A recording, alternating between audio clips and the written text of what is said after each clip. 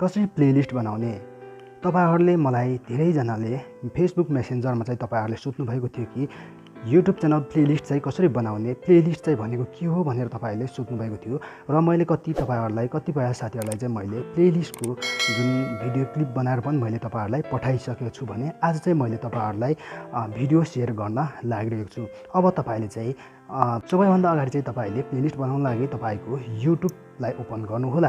तपाईको YouTube लाई तपाई ओपन गरिसक्नु भएपछि तपाईले यहाँ हेर्न सक्नुहुन्छ। यतापट्टि इनबक्सको यतापट्टि चाहिँ तपाईले यहाँ छेउमा लाइब्रेरी भनेर तपाईले देख्न सक्नुहुन्छ। लाइब्रेरीमा तपाईले क्लिक गर्नुहुन्छ भने चाहिँ यस्तो जुन खोल्नेछ। मैले चाहिँ यहाँ तपाईले तल तपाईले सिलेक्ट गरेर जानुहुन्छ भने चाहिँ तल तपाईले हेर्नुहुन्छ यहाँ चाहिँ अल टेक नेपाल भनेर तपाईले यहाँ चाहिँ हेर्न सक्नुहुन्छ। यो चाहिँ मेरो प्लेलिस्ट हो। 26 वटा भिडियो मैले प्लेलिस्टमा राखेको छु र टोटल भिडियो पनि मेरो 26 वटा छ। र अब तपाईले प्लेलिस्ट बनाउनको लागि चाहिँ तपाईले यहाँ हेर्न सक्नुहुन्छ न्यू प्लेलिस्ट भनेर। न्यू प्लेलिस्टमा तपाईले क्लिक गर्नुहुन्छ भने चाहिँ यहाँ तपाईको जस्तै यस्तो देखाउनेछ र तपाईले यहाँ चाहिँ एड भिडियोज भनेर तपाईले हेर्न सक्नुहुन्छ। यहाँबाट चाहिँ तपाईले जुन मिक्स भिडियोहरु तपाईले चाहिँ एड गर्न सक्नुहुन्छ।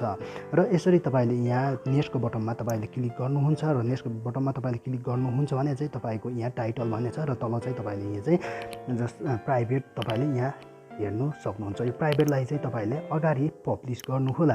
अगाडि पब्लिश गरिसक्नु भएपछि तपाईले चाहिँ यहाँ टाइटल दिनुहोला।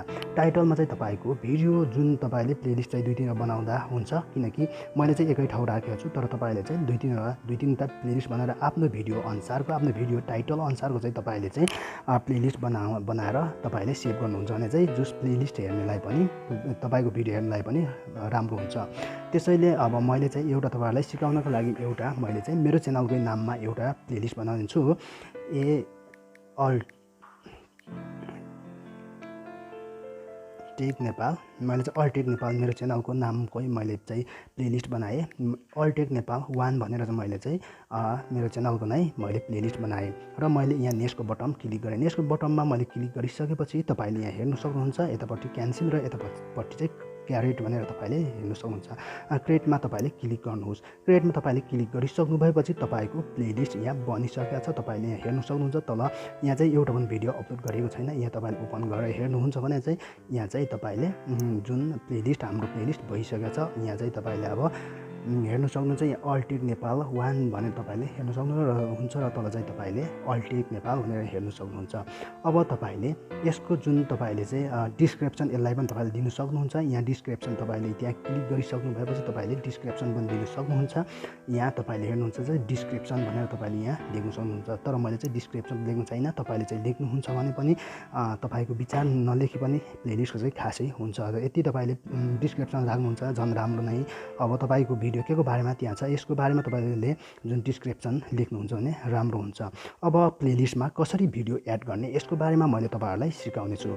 आउनुस् मैले मेरो च्यानलमा लिएर जाने छु। भिडियो जुन तपाईले चाहिँ प्लेलिस्ट बनाउनलाई केही पनि टाइम लाग्दैन र तपाईले प्लेलिस्टमा भिडियो अपलोड गर्नलाई जस्ट सेभ गर्नलाई पनि एड गर्नलाई पनि केही टाइम लाग्दैन। अब तपाई चाहिँ जुन तपाई जानु होला तपाईको भिडियोजमा च्यानलमा गइसक्नु तपाईको भिडियोजमा जानु होला। भिडियोजमा तपाई गइसक्नु भएपछि तपाईले भिडियो एड गर्नुको लागि चाहिँ तपाईले यतापट्टि हेर्न सक्नुहुन्छ। यहाँ 3 ड्याशमा चाहिँ तपाईले क्लिक गर्नु होला। 3 ड्याशमा तपाईले क्लिक गरिसक्नु भएपछि र तल चाहिँ सेभ टु प्लेलिस्ट भनेर तपाईले हेर्न सक्नुहुन्छ। सेभ टु प्लेलिस्टमा तपाईले क्लिक गर्नुहुन्छ भने अब तपाईले चाहिँ यहाँ अल टेक अहिले हामीले बनाएको हाम्रो च्यानल चाहिँ तपाईले हाम्रो प्लेलिस्ट चाहिँ यहाँ तपाईले हेर्न सक्नुहुन्छ।